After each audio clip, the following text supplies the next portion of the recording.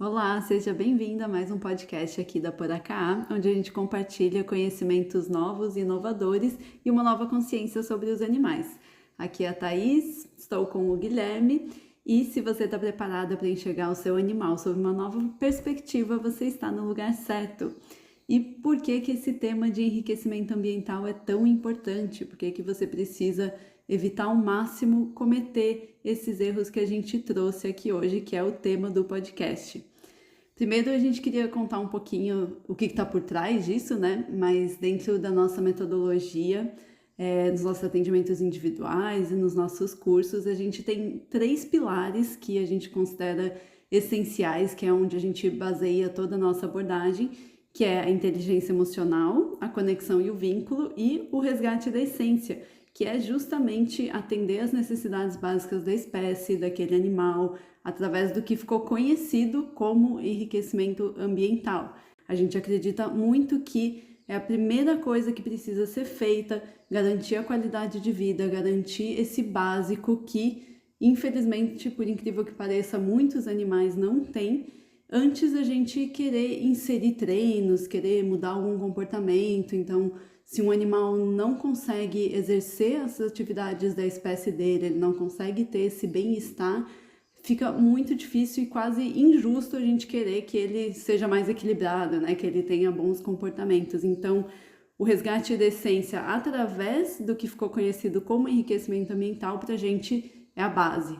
Exato, é o que a gente até comentou na nossa última aula do Espaço Resgate da Essência, a historinha desse termo enriquecimento ambiental, que tem sua origem lá nos animais de zoológico, quando os seres humanos começaram a refletir sobre os cuidados que eles proporcionavam para os animais em cativeiro e começaram a reparar que muito dos comportamentos naturais não eram observados do jeito que a gente estava cuidando deles. E aí o enriquecimento surgiu para preencher essa lacuna no cuidado e no bem-estar dos animais, e hoje tem sido difundido muito para os pets, para os animais domésticos que vivem nesse convívio tão íntimo das pessoas.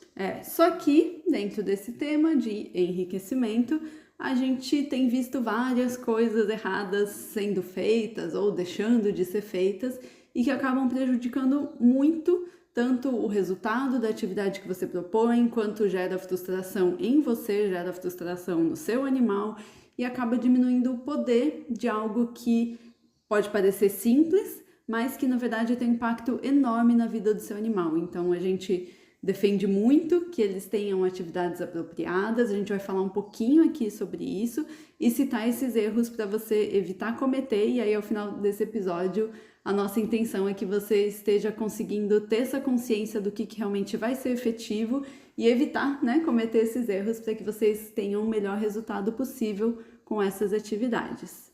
Então vamos lá. Eu acho que o primeiro grande erro que todo mundo comete, todo mundo não, a maioria das pessoas cometem, às vezes até sem saber exatamente o que estão falando, é pensar que a gente vai colocar alguma atividade na frente dos animais, a gente vai comprar um brinquedo que a gente viu na internet ou no pet shop, trazer para casa e ele já vai saber automaticamente o que precisa ser feito ou demonstrar extrema habilidade em lidar com essa atividade que a gente está oferecendo.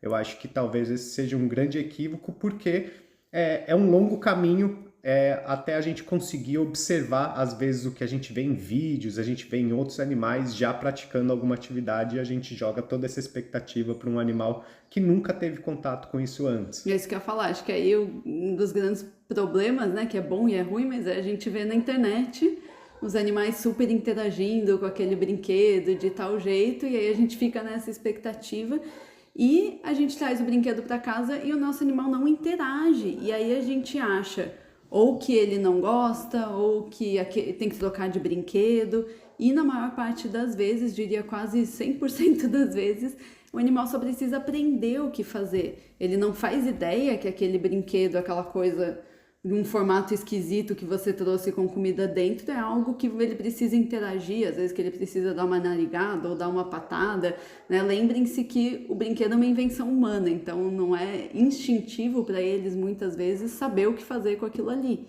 Exato, essa consciência de que é uma invenção humana vai de encontro até o que a psicologia fala sobre o aprendizado dos humanos para a maioria das atividades que a gente aprende. Então, desde que a gente nasce, ninguém nasce sabendo, por exemplo, o que é um objeto bicicleta, muito menos sabendo se equilibrar em cima de uma bicicleta.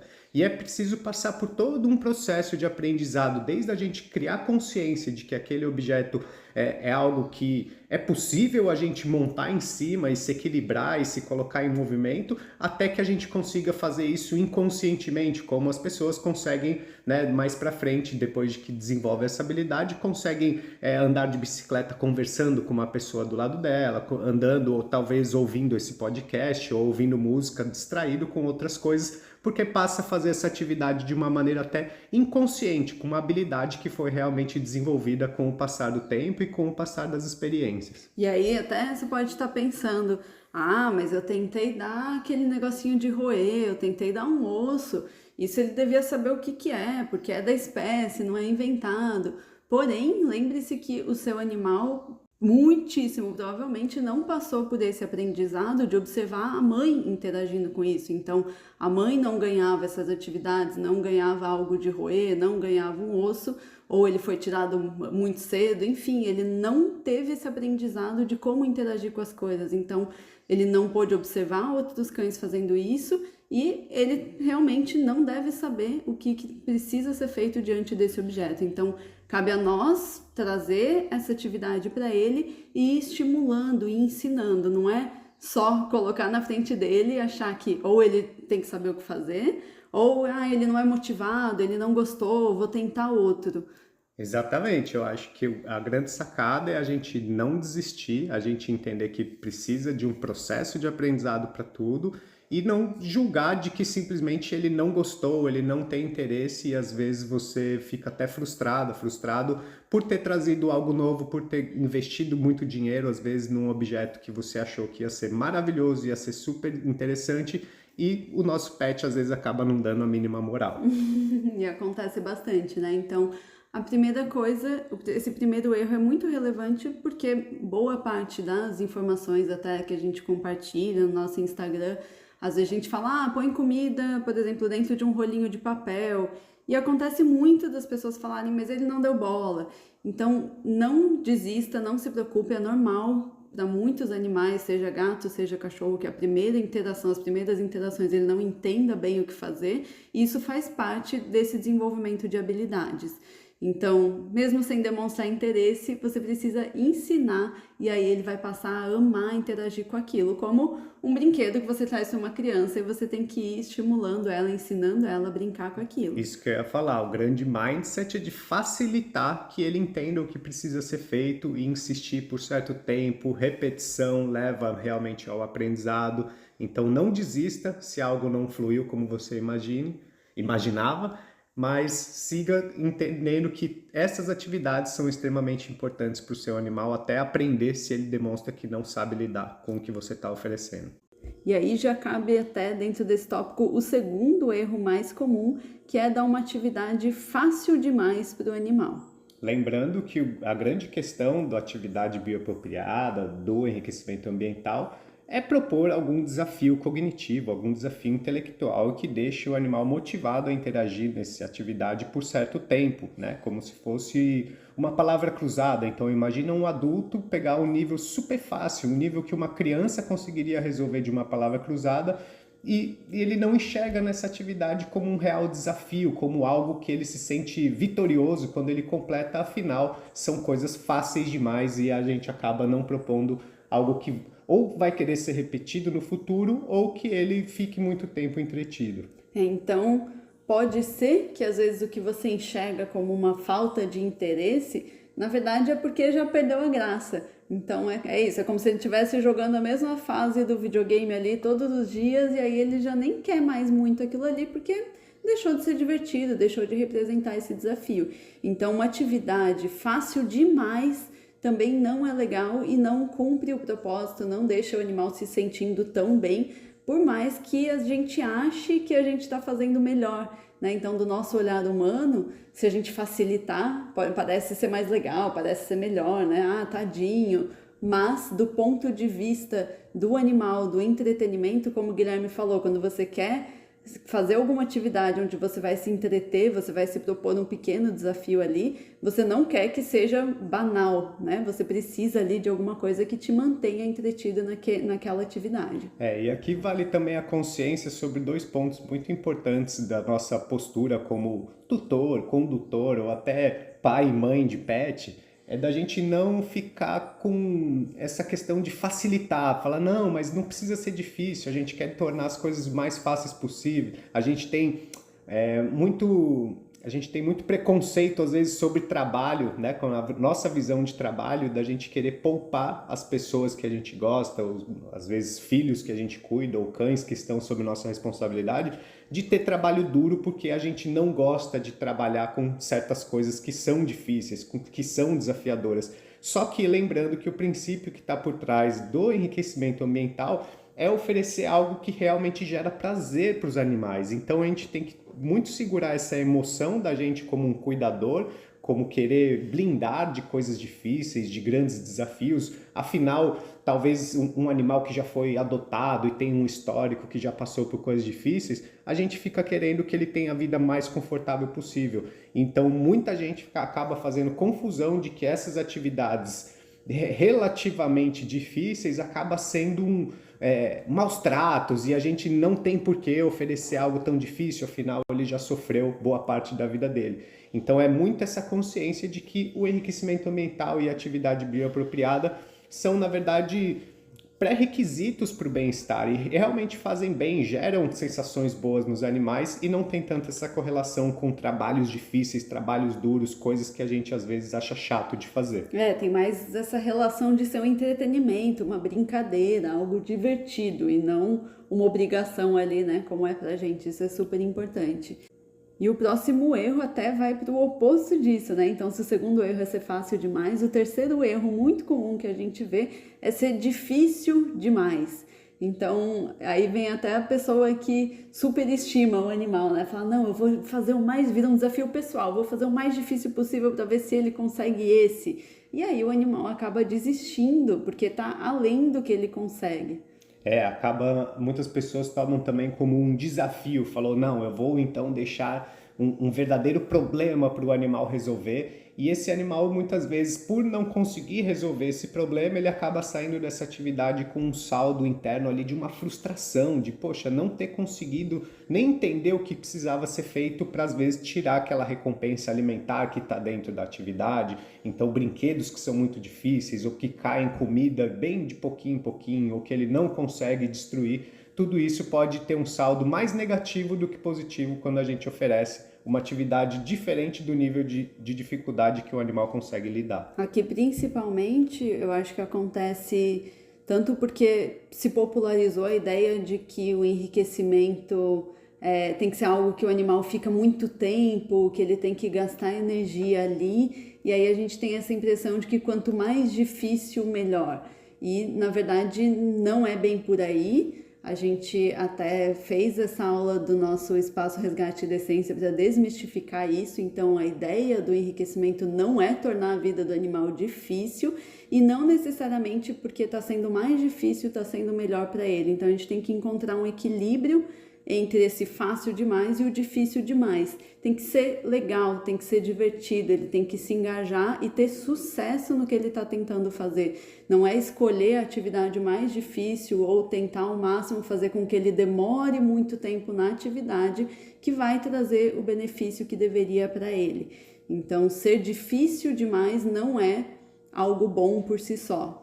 Bom, então resumindo os últimos dois erros entre ser fácil ou ser difícil demais, a grande postura que todo tutor deve ter é realmente encontrar esse limiar, qual que é o nível de dificuldade atual, e lembrando que isso não é estático, né? Com o tempo os animais eles vão desenvolvendo as habilidades, eles vão ficando cada vez mais craques nas atividades que a gente oferece, e com o tempo a gente vai adequando ao nível de dificuldade ideal e adequado para aquele animal que a gente está observando. Também não é partir do princípio de que se eu tenho 2 gatos, 2 cães e um já sabe fazer e eu vou oferecer o mesmo nível de dificuldade para os dois, sabe? Não é por aí, é a gente fazer essa análise individual e com o tempo a gente ir evoluindo e ajustando sempre o nível de dificuldade para para permanecer, né, a gente continuar vendo certa interação, certo nível de desafio. A gente vê que os animais realmente estão ainda motivados a interagir com as atividades que a gente oferece. É isso, e dentro da motivação também tem muita ligação com o nosso quarto erro que a gente mais vê e que a gente entende que acontece às vezes pela correria, mas que é a gente vê assim, a pessoa fala, bom, achei a atividade que ele gosta e que ele aprendeu a brincar, e aí todo dia, ou às vezes toda refeição, é a mesma atividade. Então, principalmente, uma das que a gente mais vê é a bolinha que você coloca a ração dentro, ou o petisco dentro. E aí o animal só ganha isso todas as vezes, ou todos os dias. E isso também não gera essa motivação, essa coisa boa, essa sensação boa, porque volta no que a gente falou de como se fosse você ler sempre o mesmo livro ou assistir sempre o mesmo episódio do seriado. É legal no começo, depois passa a ser uma coisa um pouco chata, assim, isso de novo. Com o desenrolar do tempo, isso acaba sendo praticamente a mesma coisa que oferecer a comida sempre no mesmo pote, no mesmo lugar, nos mesmos horários. Então é super importante a gente lembrar que, assim como nós, os animais gostam de novidades, eles são neofílicos. Então, quando aparece uma atividade nova, por mais que ele tenha visto ela no dia anterior, ele talvez vai se sentir muito mais motivado a interagir se for uma atividade diferente da que ele recebeu no café da manhã e agora na hora do almoço é um novo jogo, é um jogo um pouquinho diferente do que ele já fez naquele dia. E aí, principalmente para animais que são um pouco mais inseguros ou um pouco medrosos, por exemplo, é muito legal, uma oportunidade única de você começar a mostrar para ele que aparecer algo novo significa uma coisa boa também. Então, você ir aos poucos inserindo coisas diferentes nessas atividades vai fazer com que ele também comece a criar boas associações com novidades, com coisas que no começo ele pode estranhar um pouquinho. E para animais que têm bastante energia, que precisam de mais estímulos, nem se fala, né? Porque se ele recebe sempre os mesmos, começa a ficar bastante entediante isso e também não cumpre o propósito que você gostaria, que é de dar atividade. Então, repetir sempre a mesma atividade é uma coisa que a gente realmente não recomenda. E aí você pode, assim, talvez no mesmo dia você até pode dar a mesma atividade, mas nos 2 próximos dias muda um pouquinho, sabe? Vai variando o máximo dentro, claro, da sua realidade, dentro do que seu animal consegue lidar. A nossa sugestão sempre é você desenvolver algumas atividades diferentes que você tenha certeza que o seu animal gosta de interagir e fazer um rodízio entre elas, não repetir, variar, e não precisa também ser uma repetição muito óbvia e muito lógica. A gente, na nossa rotina, às vezes a gente acaba entrando sempre num jeito pragmático de fazer as coisas, então acaba sendo o café da manhã de um jeito, o almoço é do outro, o jantar é do outro. Não é sobre isso, às vezes a gente pode ir variando também entre os horários de refeição, horários diferentes, em momentos diferentes da rotina, conforme muda a nossa rotina também, final de semana é de um jeito, dia de semana é de outro.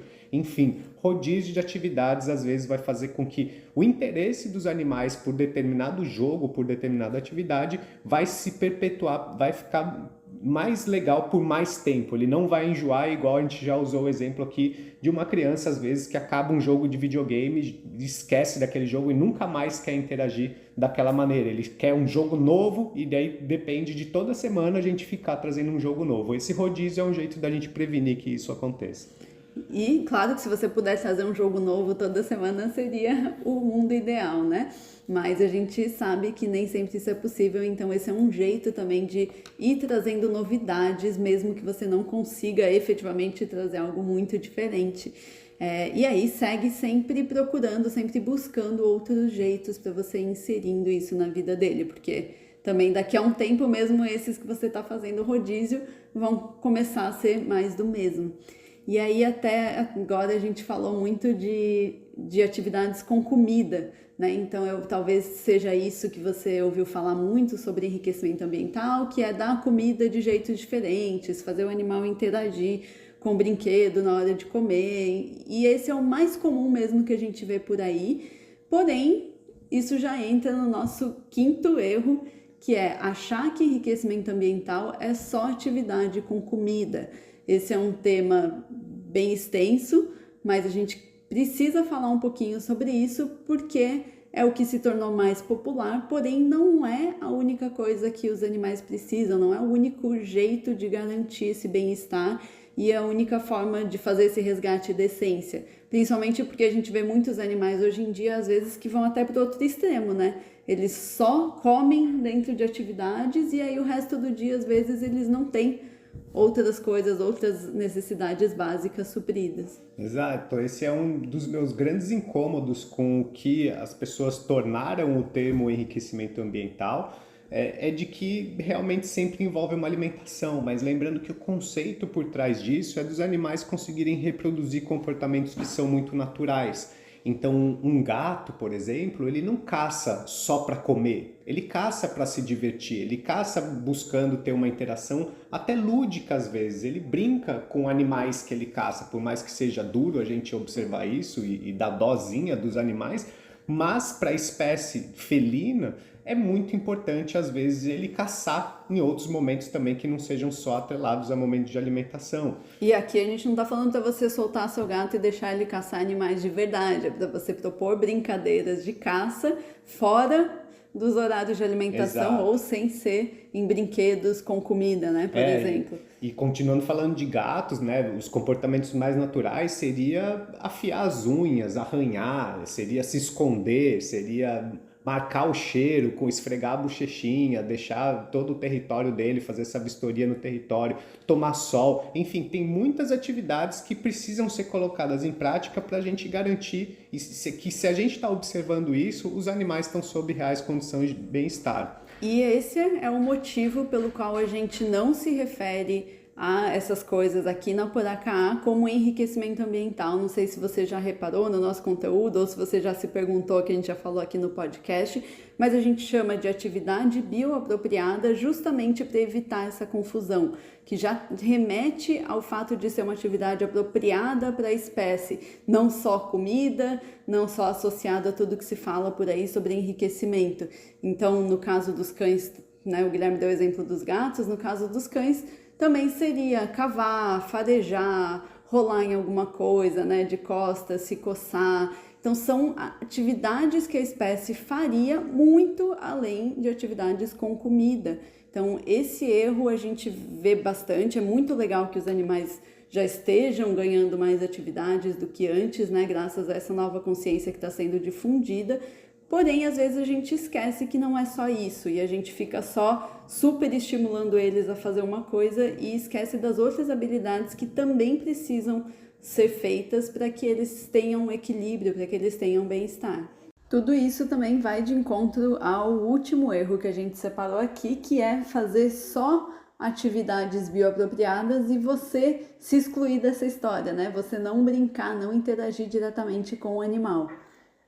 Tem dois pontos, tem dois lados dessa história, que uma é quando a gente quer realmente só fazer o bem, e aí a atividade ela soma muito nesse critério, mas também na resolução de problemas e desafios de comportamento. Então muitas pessoas às vezes colocam toda a expectativa e apostam todas as fichas dela de que é fazendo uma coisa ou outra que vai resolver o problema ou que vai fazer total diferença na qualidade de vida dos animais.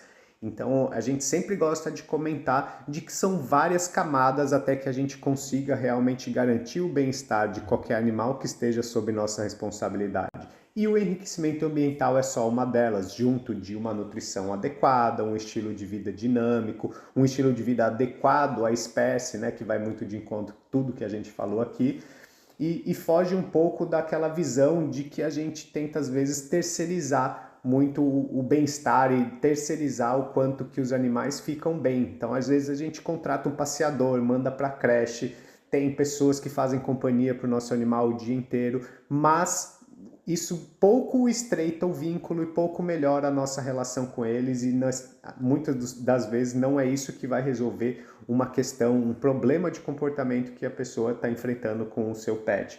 Então, passar um tempo de qualidade, entender como que essa relação pode ser melhor aproveitada, como que passar um tempo realmente voltado a proporcionar o bem-estar pode ser a grande sacada para a gente não ficar apostando tudo que depende da gente enxergar, às vezes, ali a felicidade e a qualidade de vida só em um brinquedo ou só em uma prática específica que a gente tenta fazer durante o dia a dia. E acho até que a gente tem que estar presente, às vezes até de maneira ativa durante algumas atividades bioapropriadas também, né? Então, como um dos nossos pilares é a conexão, é o vínculo, a gente tá ali, principalmente no começo, ativamente incentivando, estimulando o animal, faz toda a diferença. Então, não é realmente algo que você simplesmente usa como vou dar uma atividade para ele me deixar em paz, Isso. né? Claro que com o tempo é muito importante, a gente até incentiva que você use essas atividades como